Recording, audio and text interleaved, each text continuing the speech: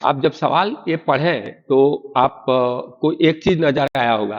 पहला तो ये एक इनफॉर्म डिस्क है जिसका मास m और रेडियस r है, और उसका एक रिम पर पॉइंट जो है उसको पिवोट किया गया है O पर।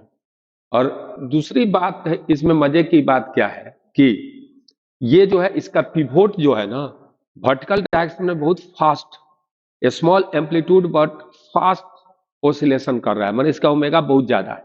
नेचुरल जो ओमेगा होता है इसका, अगर कोई यही रॉड है तो ये अगर ऐसे है तो स्टेबल इक्विलिब्रियम में, और इसको थोड़ा सा अगर एंगुलर डिस्प्लेसमेंट दे दीजिए तो ये ऐसे ऐसे एसएचएम, एंगुलर एसएचएम करता है। परंतु उसका जैसे ये आपका थोड़ा सा इसको हम समझने की कोशिश करते हैं। उसमें जैसे हमारे पास सपोज कीजिए कि ये एक रिंग है, और वह रिंग पर हम आपको समझाने की कोशिश करते हैं। यही रिंग है सपोज कीजिए। अब ये रिंग जो है आपको यहाँ पर पिवोट किया गया है O पर, और थोड़ा सा ये अगर एसएचएम करता है तो इसकी जब centre of mass lowest position पर होगा तभी यह एसएचएम कर सकता है। तो ऐसी स्थिति में यह एसएचएम करेगा ऐसे ऐसे, तो इसमें टाइम पीरियड का इक्वेशन हम लोग को याद रहता है 2 पाई और रूट अंडर होता है I अपॉन mgl, ये होता है। और I अपॉन mgl है। अब ये आपको ऐसे है तो इस एक्सिस के अबाउट इसकी मोमेंट ऑफ इनर्शिया निकालनी है। तो पहले तो हम इस एक्सिस के अबाउट निकालेंगे mr²/2, और पैरेलल एक्सिस थ्योरम लगा दें तो 3/2 mr² होगा।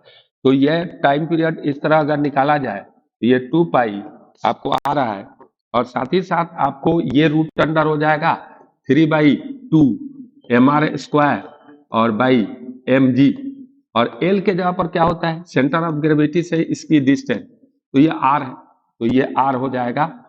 और यहाँ से आपका टाइम पीरियड की बात किया जाए तो आपको 2 पाई और रूट अंडर, देखिए M से M कट गया, एक R से एक R कट रहा है, तो ऊपर आ गया आपका 3R अपॉन 2G। और इससे अगर नेचुरल ओमेगा निकाला जाए, माने ओमेगा जो है नेचुरल इसका अगर एंगुलर एसएचएम कर रहा है तो ओमेगा नॉट ही मान लीजिए, तो यह होगा 2 पाई/t, और दिस विल बी व्हाट आपको रूट अंडर 2R/3G। तो ये क्यों मैंने निकाला, कह रहा है क्या कि वो जो पिवोट एसएचएम कर रहा है उसकी ओमेगा इस ओमेगा से मच लार्जर है, बहुत फास्ट ऑसिलेशन हो, फास्ट ऑसिलेशन, स्मॉल एम्पलीट्यूड बहुत कम है। तो चलिए वह कैसा मोशन होगा, ये इससे फायदे क्या है।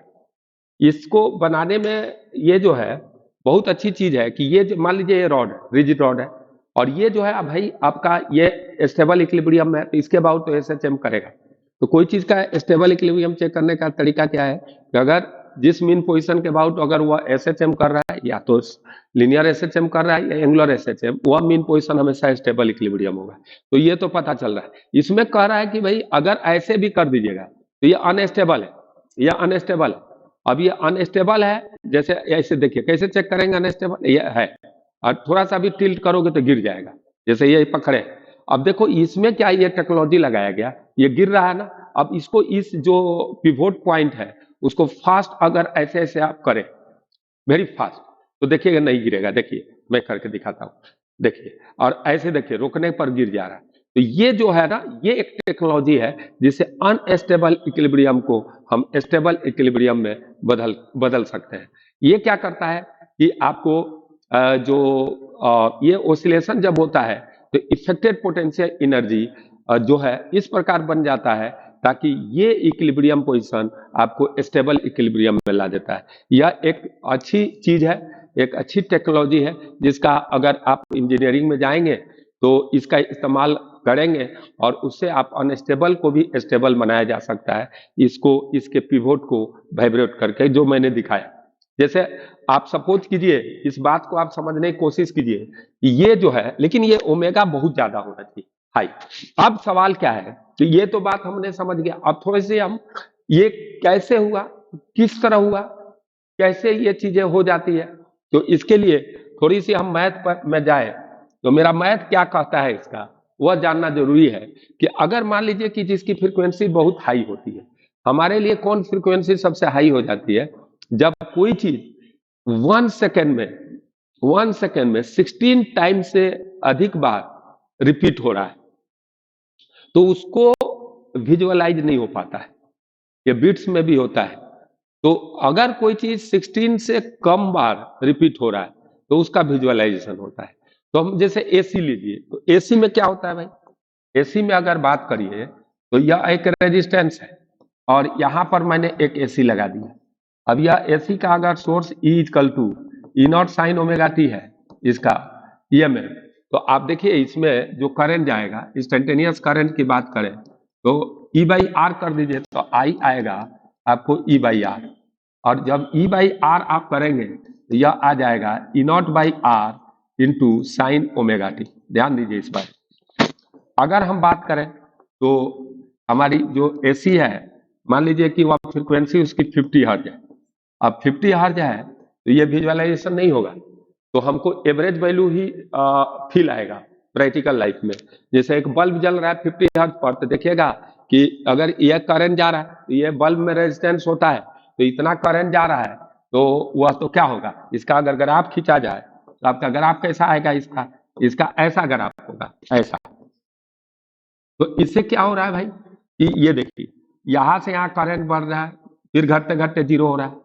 तो ऐसा कभी आप फील नहीं किए होंगे कि बल्ब जलते जलते मैक्सिमम ग्लो किया, फिर घटते घटते वह जो है उसकी ग्लो जीरो हो गई, ऐसा नहीं होता है। वह इनफॉर्म रेट से जलते रहता है, थोड़ा सा फ्लक्चुएशन के साथ, तो वह जलता है इनफॉर्म रेट से। इसका मतलब क्या है कि वहां फ्रीक्वेंसी 50 हर्ट्ज है और उसकी फ्लक्चुएशन जो इंस्टेंटेनियस है, इंस्टेंटेनियस जो वैल्यू है उसको हम ऑब्जर्व नहीं कर पा रहे हैं, और ऑब्जर्व नहीं कर रहे हैं, लेकिन वह तो एकदम एक्चुअल है, लेकिन ऑब्जर्वेशन का प्रॉब्लम है। तो हाई फ्रीक्वेंसी में हम क्या करते हैं, इफेक्टेड वैल्यू को हम आधार मान लेते हैं और उसके आधार पर जो है प्रैक्टिकल लाइफ में चीजें काम करती है। जैसे बल्ब का एग्जांपल दिए, जैसे आप उसी तरह इलेक्ट्रोमैग्नेटिक वेव ये जो है, लेकिन एवरेज वैल्यू जैसे करंट का क्या आ रहा है यहाँ, जीरो।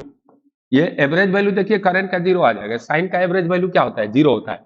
तो उसी प्रकार, लेकिन अगर पावर निकाला जाए तो पावर क्या आएगा भाई, पावर, तो पावर अगर जीरो आ जाएगा तब तो हीट प्रोड्यूस नहीं होगा।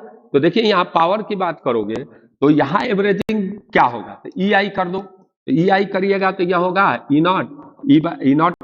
Not by R sorry into sine square omega T हो जाएगा। सही है ना, साइन स्क्वायर ओमेगा टी हो जाएगा। क्लियर हो रहा है कि नहीं, ये साइन स्क्वायर आपको ओमेगा टी आ जाएगा, और जैसे ही ये साइन स्क्वायर ओमेगा टी आएगा तो अब यहाँ पर देखिए पावर वह जो है हीट प्रोड्यूस हो रहा है, उस रेजिस्टेंस में हीट प्रोड्यूस हो रहा है। क्यों, क्योंकि अगर इसका एवरेज वैल्यू ही हम लेंगे तो एवरेज वैल्यू इसका क्या हो गया, ई नॉट स्क्वायर बाई आर, और साइन स्क्वायर या कॉस स्क्वायर का एवरेज वैल्यू होता है हाफ, तो यह हाफ हो गया। तो मैं बता रहा हूं कि आपको पावर जो है इंस्टेंटेनियस पावर यह, इसके अनुसार तो पावर जीरो हो जाएगा, घटते घटते साइन की वैल्यू जीरो हो सकती है, फिर बढ़ते बढ़ते मैक्सिमम हो सकता है ई नॉट स्क्वायर भैया, परंतु ये फ्रीक्वेंसी हाई है, इसीलिए हम एवरेज वैल्यू लेकर प्रैक्टिकल लाइफ में वर्क करते हैं। ये हमारी फंडामेंटल कॉन्सेप्ट है। जैसे ई एम वेव ही लो, इलेक्ट्रोमैग्नेटिक वेव, तो उसमें इलेक्ट्रिक फील्ड होता है, like E equal to E naught sine omega T, ऐसा होता है हमारे पास। अब इस बात को आप समझिए, इलेक्ट्रिक फील्ड इसमें प्रेजेंट है। अगर कोई चार्ज है Q, तो उस पर फोर्स लगेगा QE, ओके। अब ये QE फोर्स लगेगा, लेकिन अगर फ्रीक्वेंसी बहुत हाई होता है, लाइट भी इलेक्ट्रोमैग्नेटिक वेव है, इसकी फ्रीक्वेंसी बहुत हाई होती है, तो आप देखो तो इसमें देखिए QE naught sine omega T आ गया। अब यहां से अगर देखो तो एक्सेलरेशन भी मिलेगा और वेलोसिटी भी मिलेगा आपको, तो सब साइन या कॉस का फंक्शन आएंगे। अब ये लेकिन चार्ज पार्टिकल पर जो हम कह रहे हैं कि फोर्स लग रहा है इंस्टेंटेनियस, लेकिन इसकी एवरेज वैल्यू क्या है, जीरो है। इसीलिए आप देखेंगे कि हम लोग प्रॉपर्टी जब मॉडर्न फिजिक्स में पढ़ते हैं, गामा रे भी इलेक्ट्रोमैग्नेटिक वेव है, तो हम लोग बोलते हैं जैसे अल्फा रे पर पॉजिटिव चार्ज होता है तो वह क्या करता है, इलेक्ट्रिक फील्ड और मैग्नेटिक फील्ड में डिफ्लेक्ट होता है, परंतु गामा रे में ऐसा नहीं होता है। गामा रे में अगर चार्ज पार्टिकल पर कोई उसकी इफेक्ट डिफ्लेक्ट नहीं होता है इलेक्ट्रिक फील्ड मैग्नेटिक फील्ड। तो मेरा ये कहना क्या है कि इस बात को आप समझने की कोशिश कीजिए कि अगर मैं बात बोलूं तो इसकी एवरेज वैल्यू जीरो है, तो ये तो फोर्स तो लग रहा है परंतु उसकी एवरेज वैल्यू जीरो है, इसीलिए उसका कोई इफेक्ट नहीं आ रहा है। यानी हम कहें कि अगर हाई फ्रीक्वेंसी हो तो हम क्या करेंगे कि एवरेजिंग कर सकते हैं इक्वेशन का, और इफेक्टिव वैल्यू हम निकाल सकते हैं, और वही प्रैक्टिकल लाइफ में एग्जिस्ट करेगा। और इस सवाल का भी यही बेस है, यही फंडामेंटल है। तो आइए इस बात को हम आगे बढ़ाते हैं और वर्क करते हैं। जैसे लाइक आप इस बात को आप समझिए कि इस सवाल में आपको पूछा क्या क्या गया है, उसको हम देखने की कोशिश करेंगे। पहले पूछा गया है फर्स्ट इक्वेशन में, आप देखिए तो फर्स्ट इक्वेशन में बोल रहा है कि फाइंड द वैल्यू ऑफ, और नहीं ये लास्ट है, फर्स्ट में हम देखते हैं तो देखिए क्या आता है। Which of the following equation is correct in the frame of pivot हो। हमको पिवोट के फ्रेम में जाना है, और पिवोट क्या हो रहा है, एक्सेलरेट हो रहा है, वह एसएचएम कर रहा है ना, ए कॉस ओमेगा टी से क्वेश्चन में लिखा हुआ था। तो वह जो है तो बोल रहा है उसके फ्रेम में इक्वेशन क्या होगा। तो इक्वेशन की बात को समझने की कोशिश कीजिए। ये टर्म क्या है आपका, तो इस टर्म इसका ए ऑप्शन सही है पहला का, और दूसरा का डी ऑप्शन सही है, और तीसरा का ए ऑप्शन सही है। तो आप ए में देखिए, ए में ये D two theta by D T square term आ रहा है, सब में आ रहा है। तो क्या होता है आपको, एंगुलर वेलोसिटी होता है D theta by D T, अगर थीटा एंगुलर डिस्प्लेसमेंट है तो, और अल्फा क्या होता है, तो वह rate of change of angular velocity होगा, तो एक बार और डिफ्रेंशिएट होगा, तो ये D two theta by D T square आ जाएगा, यानी अल्फा है, ये एंगुलर एक्सलरेशन है। तो ये हमको ये प्रूव करना है। तो चलिए हम क्वेश्चन को, दूसरा क्वेश्चन भी देख रहे हैं, दूसरा क्वेश्चन भी अपन देख लेते हैं ताकि लगे कि हम काम अच्छा करेंगे। दूसरा क्वेश्चन कह रहा है कि अब आपको जो इक्वेशन आ रहा है उसमें थीटा को थीटा 1 और थीटा 2 में तोड़ दीजिए, यानी थीटा को लिखिए थीटा 1 प्लस थीटा 2, यानी दो पार्ट में तोड़िए। और थीटा 1 स्लो एसटीडी मोशन जो पार्ट है उसको थीटा 1 मानेंगे, और हाई फ्रीक्वेंसी से जिसका वेरिएशन हो रहा है इक्वेशन में उसको हम, और एम्पलीट्यूड स्मॉल, उसको हम थीटा 2 मानेंगे, ठीक है ना। तो एम्पलीट्यूड बहुत छोटा है, तो हमारा एक तो है कि थीटा 2 मच लेस देन 1 होगा। 1 माने रेडियन है। अगर डिग्री में देखोगे तो साइन थीटा को थीटा मानते हैं, कॉस थीटा को 1 मानते हैं, तो कॉस थीटा को 1 कब तक मान सकते हैं, 5 डिग्री तक अप्रोक्सीमेटली हम 1 मान लेते हैं। अब देखो थीटा 2 में मच लेस देन 1 है, ये एक बहुत स्मॉल एम्पलीट्यूड है, फ्रीक्वेंसी बहुत हाई है, तो हम थीटा 2 को 1 के आसपास मान सकते हैं। दूसरा मच लेस देन 1 मान सकते हैं। तो इससे हमारे एक चीज क्या आएगा कि जहां भी साइन थीटा 2 आएगा वह थीटा 2 हो जाएगा रेडियन में, और कॉस थीटा 2 जब आएगा तो 1 होगा। जैसा कि आप जानते हैं साइन थीटा थीटा हो जाता है, कॉस थीटा 1 हो जाता है, टेन थीटा थीटा हो जाता है जब एंगल बहुत छोटा होता है। तो इस अप्रोक्सीमेशन का एक फायदा यहाँ से मिलने वाला है। और दूसरा टर्म क्या है कि ओमेगा के रिस्पेक्ट में, ओमेगा जो है बहुत हाई है, तो ओमेगा के रिस्पेक्ट में जो है थीटा 1 जो है टर्म स्लो है, तो थीटा 1 का वेरिएशन जो है ओमेगा बहुत हाई है, इसलिए उसका जो स्लो है वह थीटा 1, इसीलिए हम थीटा 1 को कांस्टेंट मान सकते हैं 1 टाइम पीरियड के लिए। एक टाइम पीरियड में जो वेरिएशन हो रहा है तो उसके लिए हम कांस्टेंट मान सकते हैं, इसलिए हमारा थीटा 1 कांस्टेंट मान सकते हैं कि कॉस ओमेगा टी में का जो ओमेगा का जो वेरिएशन है बहुत फास्ट है। तो इसीलिए आप दो टर्म को अगर ध्यान दिया जाए तो बड़ा प्यारा सा रेसिपी आपको मिलेगा, और इसको हम ध्यान में रखते हुए इस क्वेश्चन को सोल्व करने की कोशिश करेंगे। लेकिन ये सवाल कह क्या रहा है, ये high frequency oscillation with A small amplitude जो बोले मैं, स्लो एसटीडी का मतलब क्या है वो मैंने समझाया। अब क्या है कि ये जो है, और देखिए सवाल में लिखा हुआ है कि find the effective equation average slow equation for theta 1 taking nearly constant, देखो लिखा हुआ है पैसेज में, taking nearly constant over 1 fast period.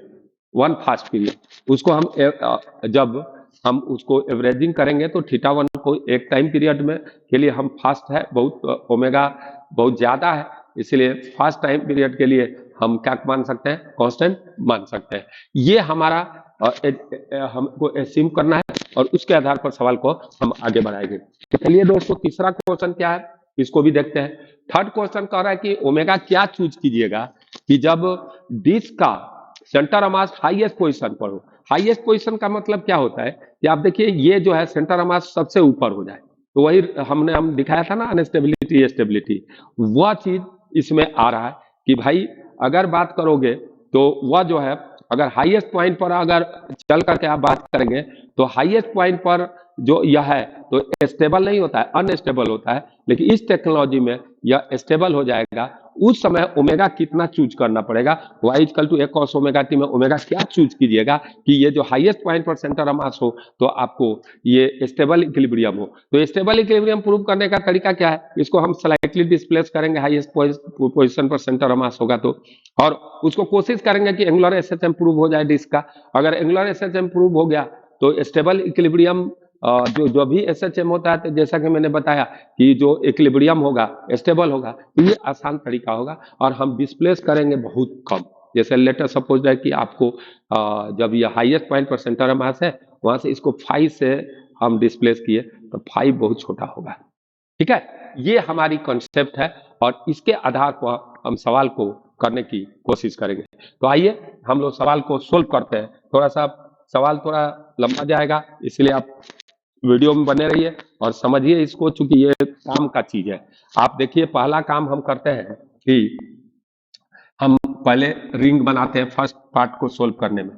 तो दिस इज माय रिंग और सॉरी डिस्क, और डिस्क बना दिए और इसको मैंने क्या कर दिया कि इसको डिस्क बनाया। मेरा डिस्क जो है आपको, जैसे मैंने एक डिस्क बना दिया यहाँ, सपोज कीजिए यही डिस्क है। ओके, अब इस डिस्क को मैं यहाँ पर हिंज कर दिया, पिवोट ओ पर फिक्स कर दिया। अब चलिए ये जो है आपको, ये जो है लोएस्ट पोजीशन पर अभी सेंटर ऑफ मास है तो ऐसा है।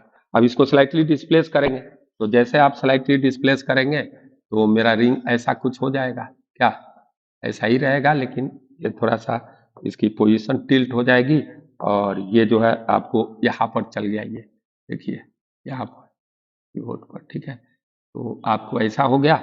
तो आपका ये जो लाइन था, अब इसके लिए यह लाइन यह हो जाएगा जो सेंटर मास से पास करेगा, इस तरह यह थीटा से रोटेट कर दिया।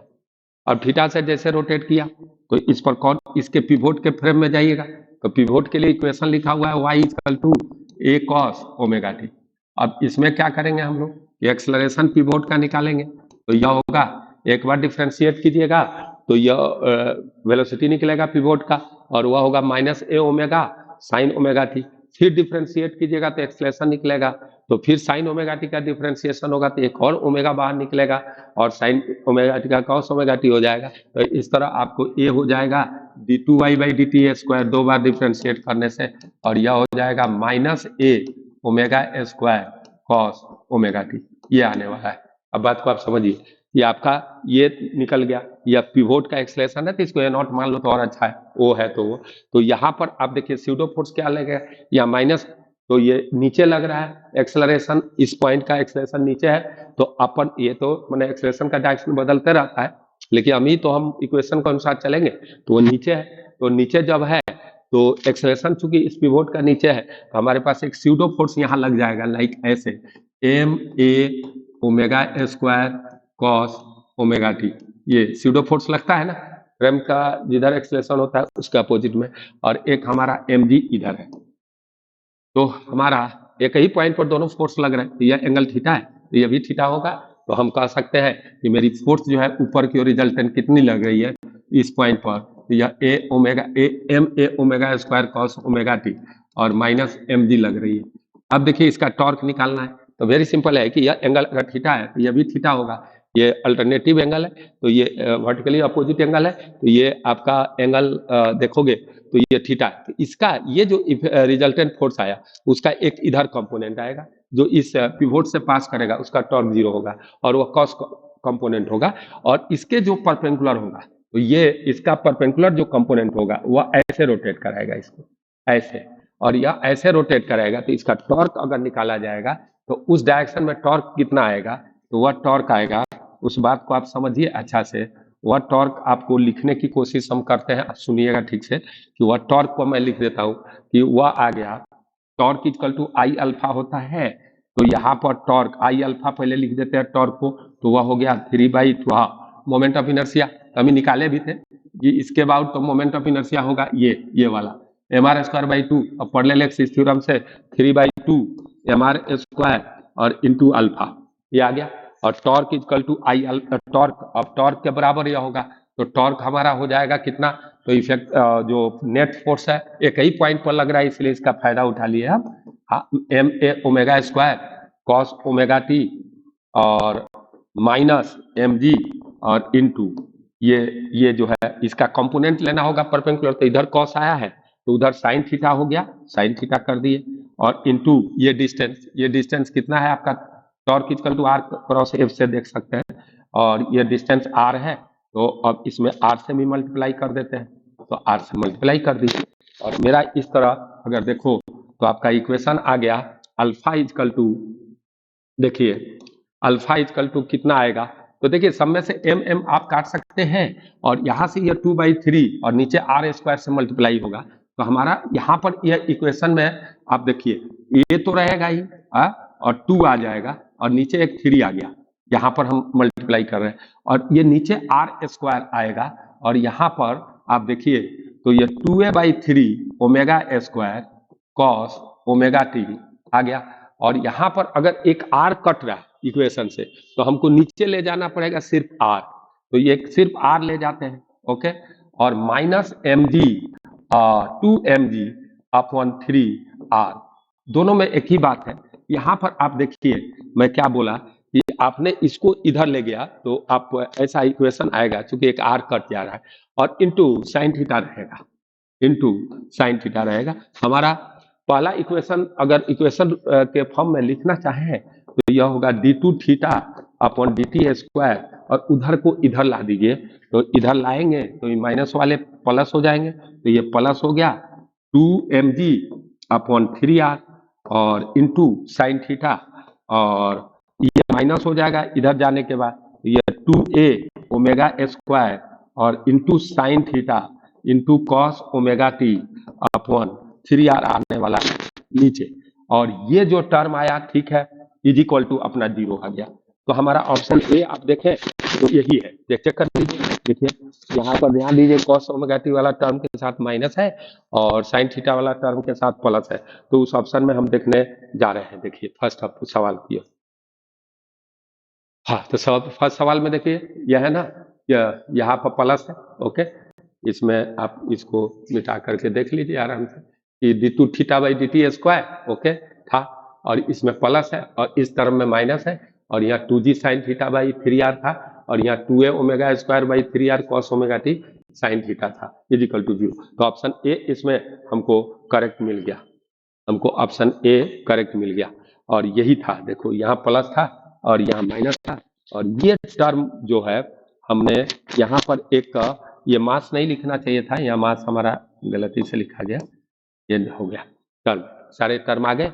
यहाँ पर भी हम मास को हटा देते हैं ना, ये मास हमने हटा दिया है, ये मास लिखने की आदत हम लोगों को है, तो 2g/3r, और इसमें भी कोई मास नहीं है क्योंकि दोनों ओर से मास कट रहे थे।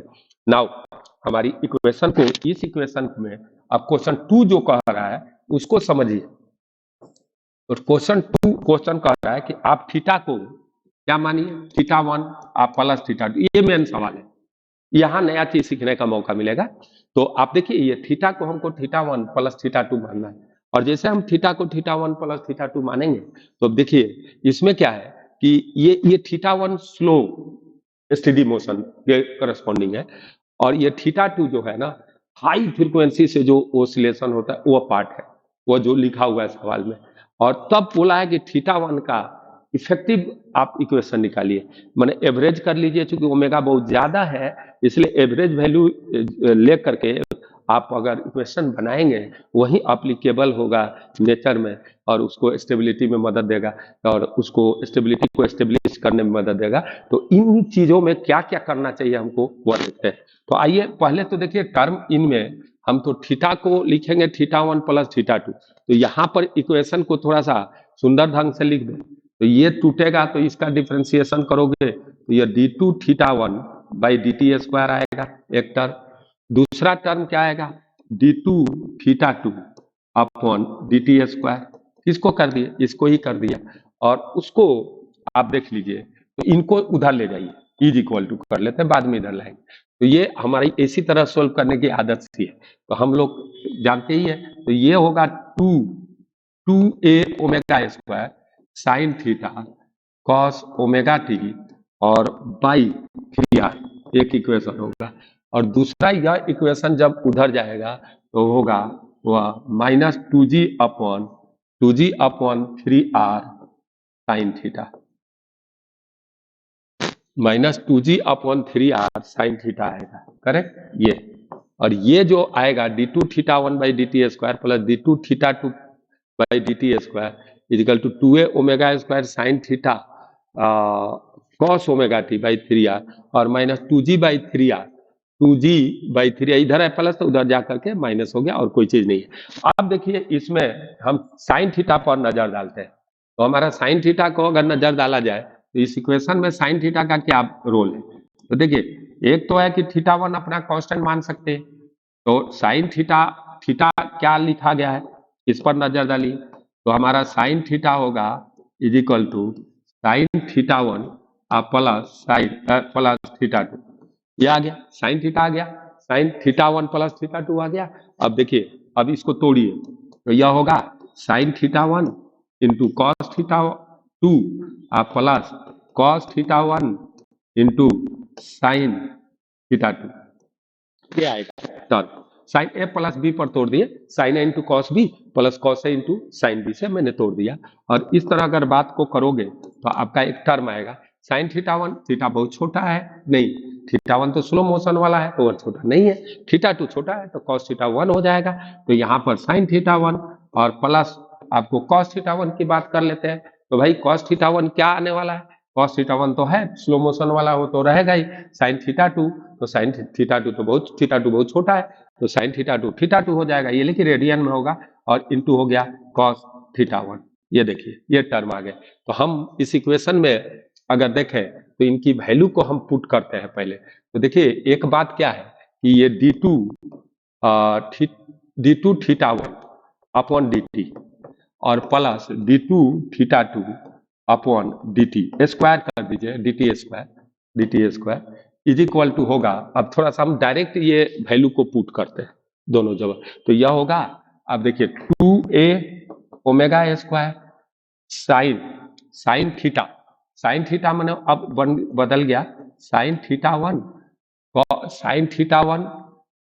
प्लस θ2 कॉस ओमेगा टी, एक तो यह टर्म आ गया और इंटू देखिए 2a omega square by 3r तो कर ही दो, और यहाँ पर एक कॉस ओमेगा टी आ रहा है तो हम यहाँ पर एक कॉस ओमेगा टी लिख देते हैं।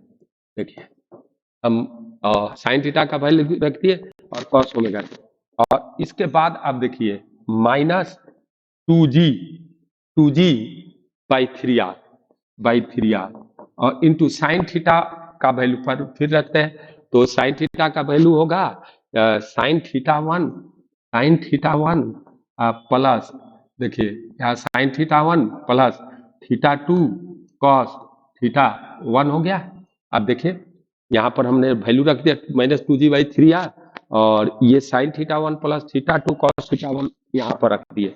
अब थोड़ा सा टर्म को आप जज कीजिए, टर्म को कैसे जज करें, तो हाई मैंने फास्ट जो है ड्राइवन अगर टर्म को देखा जाए इसमें तो क्या होगा, तो देखिए आपका ये ध्यान रखना होगा कि θ1 फास्ट टाइम पीरियड के लिए कांस्टेंट मानेंगे और θ2 बहुत छोटा मानेंगे।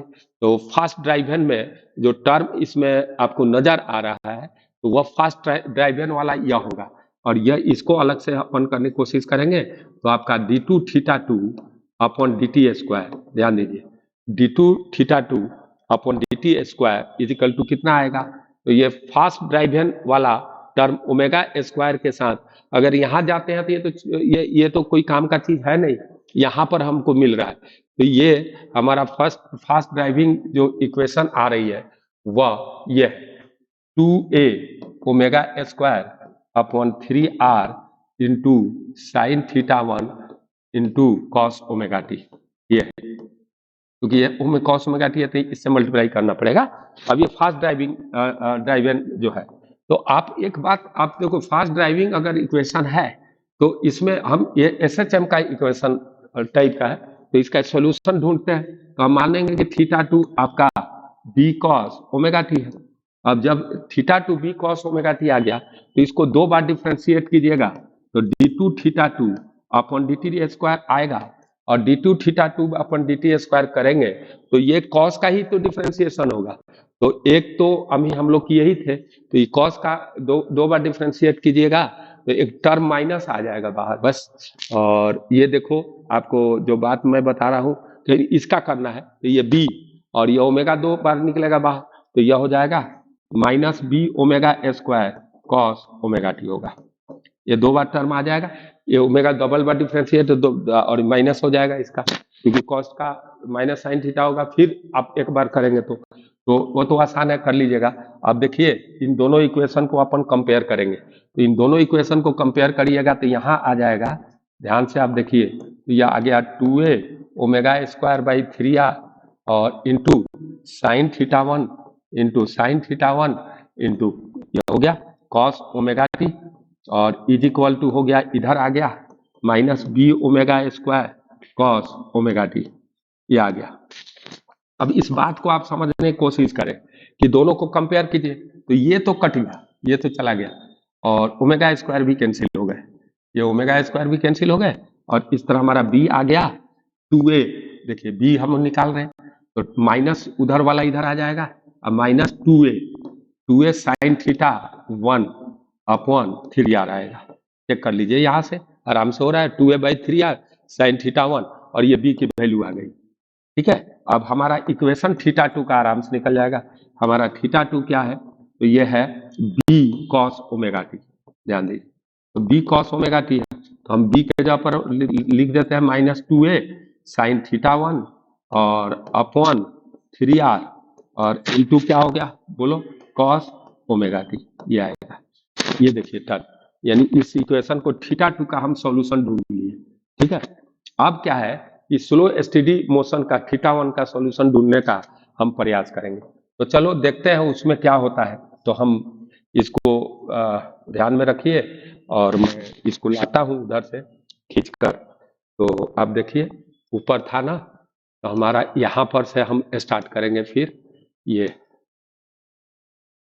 जो टर्म था अपना थीटा 1 और थीटा 2 में हम कन्वर्ट किए थे, ये देखिए sine theta is equal to ये जो आया था टर्म, इस टर्म में अब हम लोग थोड़ा सा ढूंढेंगे। तो थोड़ा सा इसको D theta 2 D theta 1 by D T है, तो ये टर्म का तो हमने इस्तेमाल कर लिया फास्ट ड्राइविंग वाला में। ये अब टर्म कौन बचेगा, ये तो इसका वैल्यू आएगा कि नहीं ये चेक करना पड़ेगा क्या। तो देखिए आपको मैं बताता हूं कि आप थोड़ा सा इसको छोड़ दीजिए, इस टर्म को तो हमने यूज कर लिया इसको, तो ये टर्म तो हमारी यूज हो चुकी है ये वाली इसके साथ। अब हमारे पास टर्म जो बच रहा है वह D theta D two theta 1, देखिए डी टू, देखिए D two theta 1 upon D T square is equal to कौन टर्म बच रहा है भाई, तो ये एक तो ये टर्म बच रहा है, तो ये होगा आपका 2a omega square upon 3r okay upon 3r और into theta 2 cos omega T, ये टर्म। अब कहोगे इसको क्यों आप आगे बढ़ा रहे हो, तो मैं देखता हूं, और इंटू कॉस ओमेगा टी, और इसमें देखिए इससे हम मल्टीप्लाई किए तो इसमें एक तो आपका कॉस ओमेगा टी, इसमें एक कॉस ओमेगा टी जो लिखा गया है, तो इसमें देखिए 2a omega square by 3r sign theta 1 अब प्लस क्या आ गया है थीटा 2 साइन थीटा 1 अब प्लस यहाँ थीटा 2 आया है।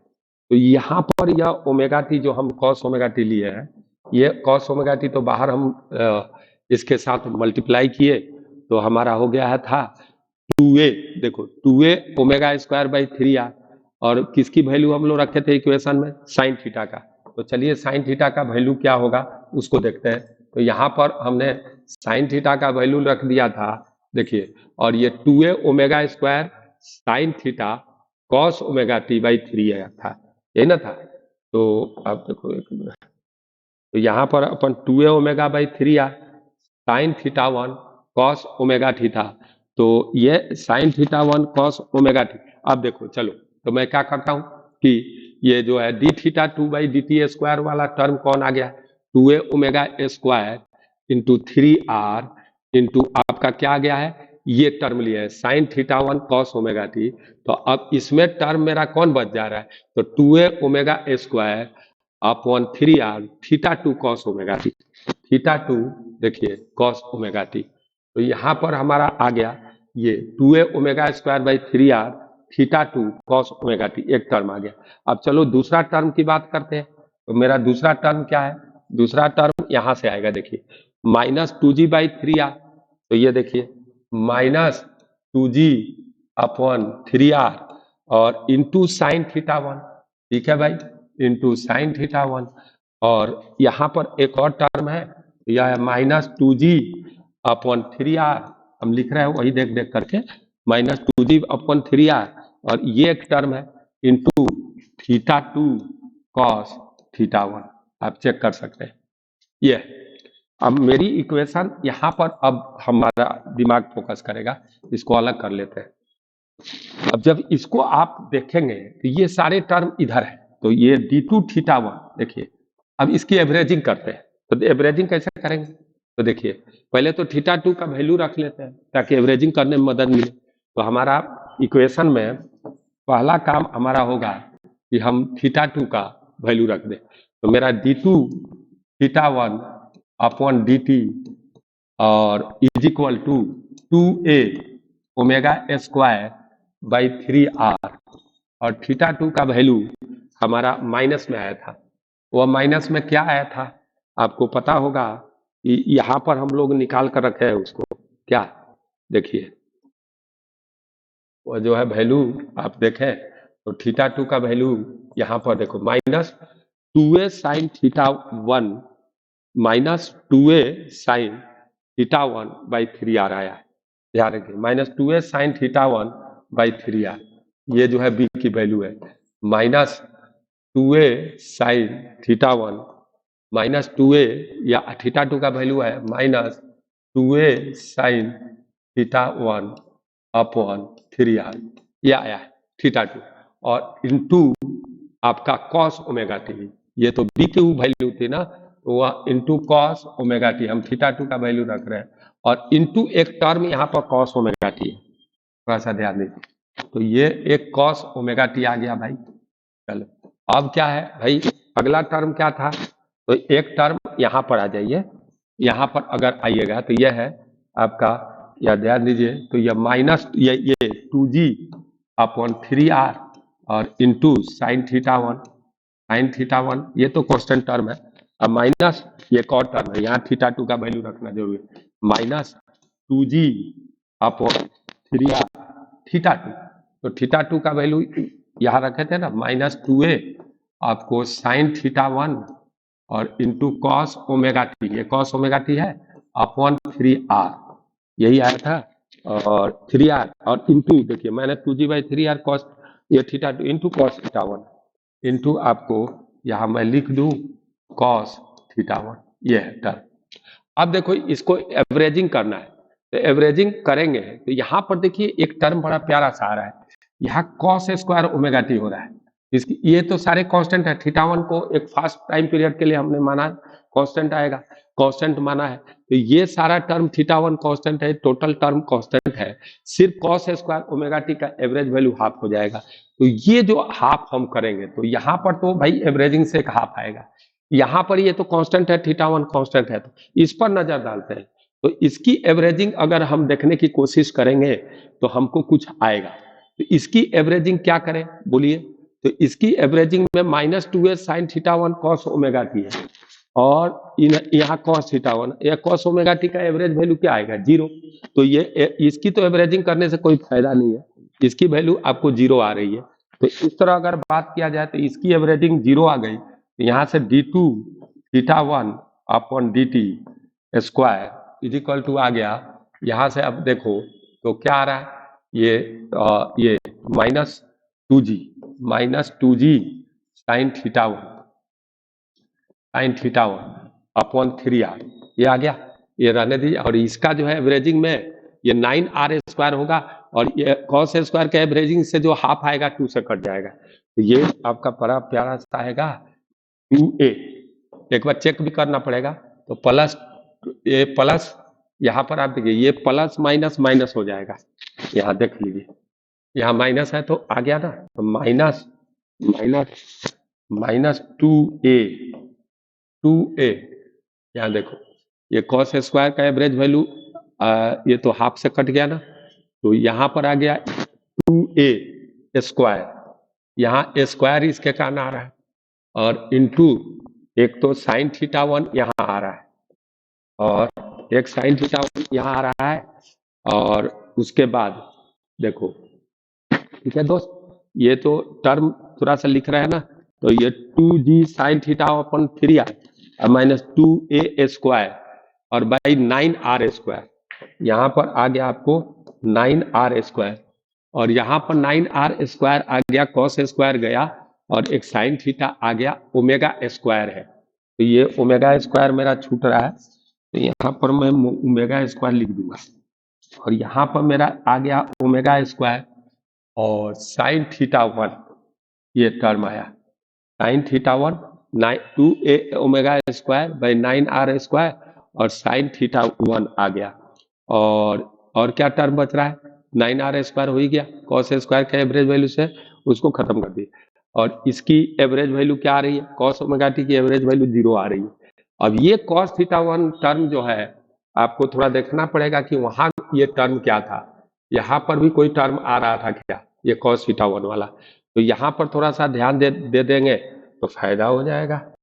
अब यहाँ फिर चलाइए, D theta 1 by D T लिखे है, तो क्या लिखे है भाई, तो 2a omega square by 3r theta 2 cos omega T minus 2g by 3r sign theta 1 और 2g बाई, इसको थोड़ा सा अपन एक बार चेक कर लीजिएगा, तो मेरे को लग रहा है फायदा होगा। तो थीटा 1 के साथ उसका टर्म है, तो वह थोड़ा सा देख लीजिए, यहाँ पर आ जाइए, तो 2a ओमेगा स्क्वायर देखिए, यहाँ पर आपको D theta 2 by D T square जो आपने लिखा है, वहां पर 2a omega square by 3r, ये साइन थीटा 1 है, तो साइन थीटा 1 वाले टर्म को तो हम लेकर चले गए थे, तो ये 2a omega square by 3r और into sine theta 1 plus theta 2 आया था, यही ना आया था, देखो यहाँ पर थीटा का हम तोड़े थे ना, तो देखो साइन थीटा 1 पहले आया था सिर्फ, और प्लस थीटा 2 कॉस थीटा 1, देखो यहाँ पर थीटा 2 कॉस थीटा 1 है, ये टर्म छूट गया था, देखो तो इसका इफेक्ट आएगा कॉस थीटा 1 का, तो कॉस थीटा 1 ये वाला में जो टर्म इससे मल्टीप्लाई हो रहा है थीटा 2 से, वहाँ ना वहाँ कॉस थीटा 1 आ जाएगा, तो अब कॉस थीटा 1 कोई दिक्कत नहीं है, यहाँ पर कॉस थीटा 1 आप टर्म को जोड़ सकते हैं इजिली, आपको 2a ओमेगा स्क्वायर, ये D theta 1 by D T आ रहा है ना अपना टर्म, तो ये D theta 1 by D T वाले टर्म है, ये जो 2a ओमेगा स्क्वायर थीटा 2, यहाँ पर एक टर्म छूट गया कॉस थीटा 1, देखिए ये कॉस थीटा 1, और सब ठीक है। अब चलिए, तो ये टर्म को इधर अब लाइए, तो यहाँ पर भी इफेक्ट डाल देगा, यहाँ पर डाल देगा, एक का टर्म जो आएगा तो इफेक्ट कहाँ डालेगा पता है, यहाँ पर देखिए, यहाँ पर अगर जाइएगा तो एक टर्म और आएगा कॉस थीटा 1 इसमें, और सब में ठीक है, तो यहाँ पर आप देखिए अपना सब कुछ तो सोल्व हो गया, कॉस थीटा 1 तो कांस्टेंट है, अपन को क्या करना है उससे, थोड़ा सा यहाँ आ जाइए, तो d2 theta 1 minus 2g by sine theta 1 2g sign theta 1 by 3r minus 2a square omega square by 9r square sine theta 1, और उसके साथ एक हो जाएगा कॉस थीटा 1, जा ये दो टर्म आएंगे, अब ये कॉस थीटा 1 का इफेक्ट यहाँ आ गया। अब देखो ये इक्वेशन एवरेजिंग करने के बाद आ गया, और यही इक्वेशन को अगर इक्वेशन बनाइएगा, बहुत इंपॉर्टेंट इक्वेशन है, d2 थीटा 1, इसी में सबसे अधिक प्रॉब्लम आएगा, और plus 2g sign theta 1 upon 3r और plus 2a square omega square sine theta 1 into cos theta 1 upon 9r square, ये इज इक्वल टू 0। अब चेक कर लीजिए कौन ऑप्शन आ रहा है, डी ऑप्शन ऐसे है, परंतु चेक करना जरूरी है, देखिए दोनों में प्लस आ रहा है पहले, तो देखिए d2 by theta 1 by D T square 2g by 3r sign theta 1, ये तो सही है, और यहाँ 2a² omega square by 9r², ये भी आ रहा है अपना 2a। देख लो यहाँ पर, अगर देखोगे तो आपको दिखा देते हैं, ये टर्म थोड़ा खतरनाक है। तो ये देखिए आपका आ गया ना 2a² omega square sine theta 1, 2a² omega square sine theta 1 cos theta 1 by 9r²। तो अब देख लीजिए इसमें ऑप्शन में, तो 2a² omega square by 9r² sign theta 1 cos theta 1 0, और ये डी ऑप्शन आ गया, ये ऑप्शन आपका डी है। अब क्या कह रहा है, सी सवाल जो है ना उसको पढ़ने की जरूरत है। जब ये डी ऑप्शन है तो क्वेश्चन नंबर जो 3 है, देखिए क्वेश्चन नंबर 3 जो आएगा उसको देखने की जरूरत है। क्वेश्चन नंबर ये 3 कि ओमेगा का क्या वैल्यू होगा कि अगर centre of mass highest position पर हो तो उस समय यह क्या करेगा, ये जो है स्टेबल इक्विलिब्रियम का पोजीशन होगा। तो मैं एक बात करना चाहूंगा इस सवाल में कि वहीं पर चलते हैं अपन, जहां पर हम लोग सोल्व कर रहे हैं, यहीं पर आ गए। अब देखिए ये क्या कह रहा है, हमारी इक्वेशन बन गई। तो अगर हमारा रिंग जो है ऐसा हो गया डिस्क, और यहाँ पर है तो हाईएस्ट हो गया। अब मैं जो बात आपको बोल रहा हूँ उसको सुनिए। अब ये जो है कितना थीटा पाई आ जाएगा। अब ये थीटा पाई होगा, अब तो स्लो था, थीटा 2 तो बहुत कम है, तो आपका थीटा 1 के इक्वेशन से ही चलेगा एवरेजिंग करने के बाद। तो आपको मैं बता रहा हूँ कि ये जो है आपका थीटा 1 या इस पॉइंट के लिए पाई हो जाएगा, और थोड़ा सा स्लाइटली इसको डिस्प्लेस कर दीजिए ताकि हम प्रूव कर सकें कि यह एंगुलर एसएच मूव करेगा। स्लाइटली तो फाई से कर दिए, तो यह होगा पाई प्लस फाई। अब देखिए आपको दो टर्म आ रहे हैं, एक तो साइन थीटा 1 आ रहे हैं, तो साइन थीटा 1 साइन फाई बहुत छोटा है, पाई प्लस फाई होगा। अब देखिए ये होगा माइनस साइन फाई होगा, और ये हो गया माइनस फाई। इसके बाद अगर देखिए तो sine cos theta 1, sign theta 1 का तो वैल्यू आ गया। अब हमारा कॉस थीटा 1 भी उस टर्म में है, तो यह होगा कॉस पाई प्लस फाई होगा। और ये देखिए ये कॉस पाई प्लस फाई आपका आएगा माइनस कॉस फाई, और फाई बहुत छोटा है तो यह -1 आ गया। तो कॉस थीटा 1 को -1 फाई के माने स्मॉल ओसिलेशन के लिए फाई हमने थोड़ा सा डिस्प्लेस किया है।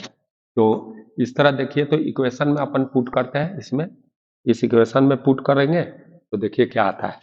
इस इक्वेशन को देखते रहना अपन को। तो देखिए पुट करके देख ले, देखिए यहाँ पुट कर देते हैं भाई। तो हाँ देखो d2 theta 1 upon dt square, ठीक है 2g साइन थीटा 1। तो थीटा 1 का वैल्यू अपन निकाल लिया है ना, वो माइनस फाई आया है, देखिए यहाँ तो वह हो गया -2g phi upon 3r।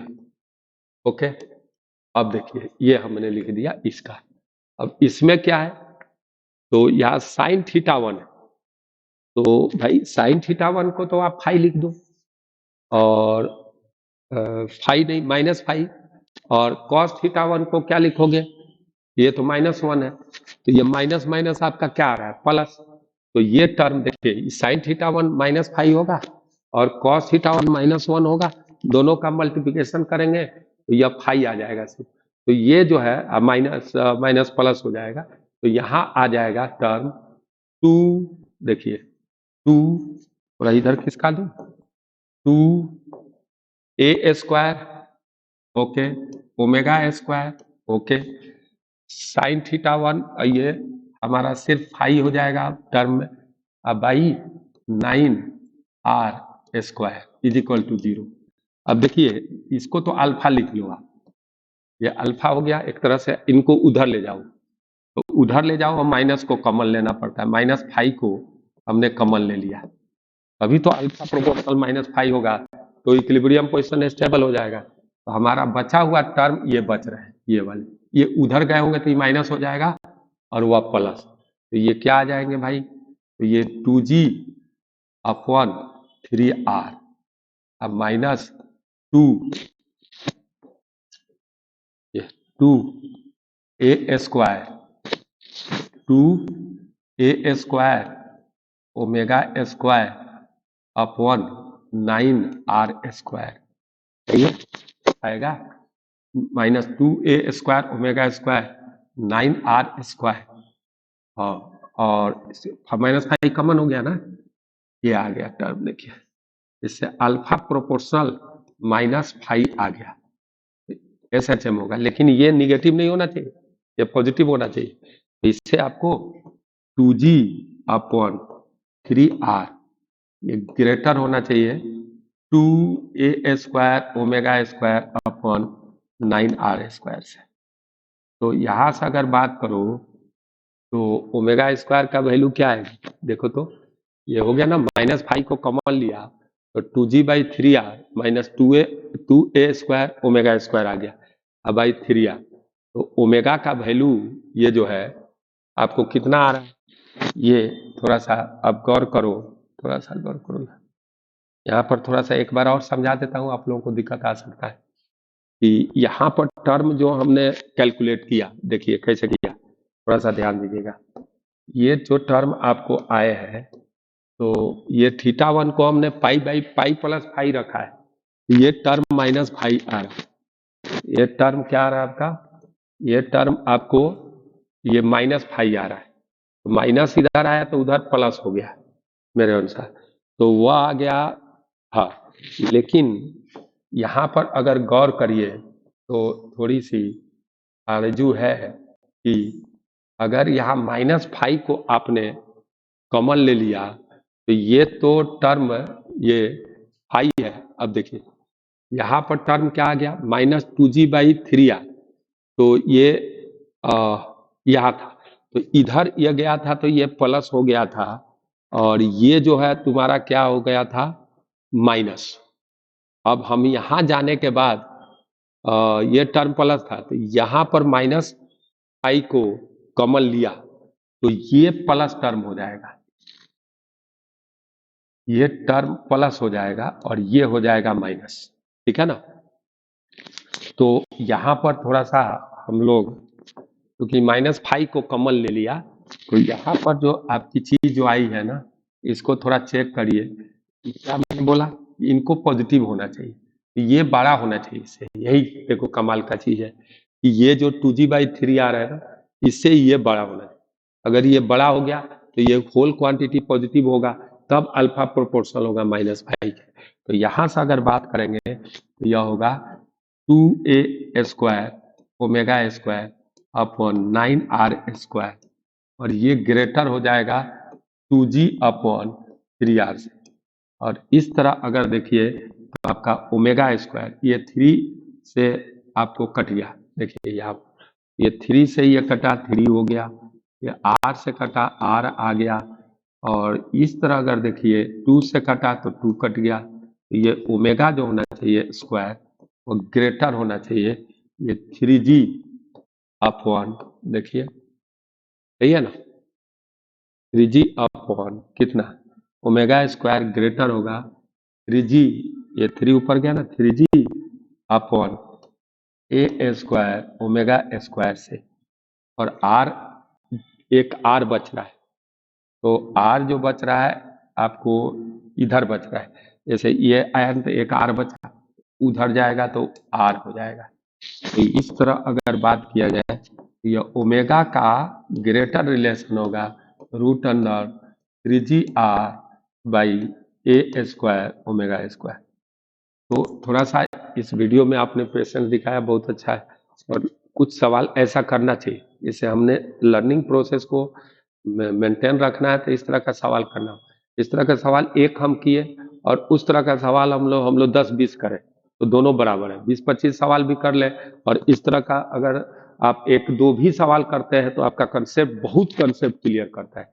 Physics के मेन पार्ट का यह कंसेप्ट को क्लियर कर दिया, और ये ऐसा एक है जो कि इंजीनियरिंग के एग्जामिनेशन के एप्टीट्यूड टेस्ट के लिए यह द बेस्ट पैसेज है। तो मेरे चैनल को आप सब्सक्राइब करें, हम ऐसे ऐसे क्वेश्चन सेल्फ फ्रेम करके लाऊंगा और उससे आपको बहुत फायदा होगा।